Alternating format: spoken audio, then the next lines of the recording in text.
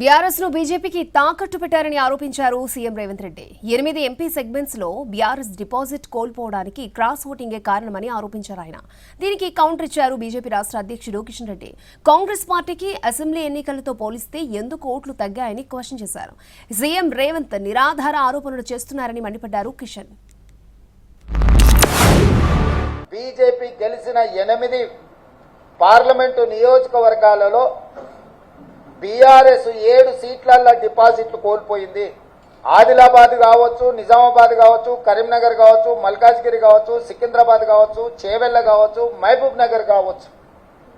ఈ 7 పార్లమెంటు నియోజకవర్గాలలో బీఆర్ఎస్ డిపాజిట్లు కోల్పోయి బీజేపీని గెలిపించడం ద్వారా బీఆర్ఎస్ నాయకులు ఆత్మ బలిదానం చేసుకొని అవయవ దానం చేసిండ్రు బీజేపీకి. ఈ విషయం నేను ఈరోజు చెప్పడం లేదు.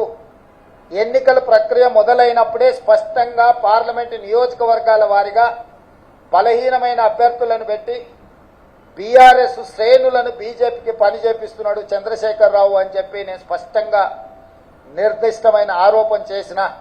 పూర్తిగా ఆధార రహితమైనటువంటి ముఖ్యమంత్రి గారు సొంత పార్టీలో కావచ్చు, ముఖ్యమంత్రి గారు తప్పించుకునేటువంటి ప్రయత్నం ఏదైతే శాసనసభ ఎన్నికల్లో గెలిచినటువంటి ఆ పార్టీ ఈరోజు ఒక్కసారి గత శాసనసభ ఎన్నికల్లో కాంగ్రెస్ పార్టీకి ఎన్నోట్లు వచ్చాయి, ఇప్పుడు ఎన్నోట్లు వచ్చాయి తీమను. కాంగ్రెస్ పార్టీ ఓట్లు ఎందుకు తగ్గినాయి? మరి కాంగ్రెస్ పార్టీకి సంబంధించినటువంటి ఓట్లు కూడా అనేక కాన్స్టిట్యున్సీలలో తగ్గినాయి కదా, మరి ఎందుకు తగ్గాయో చెప్పాలి.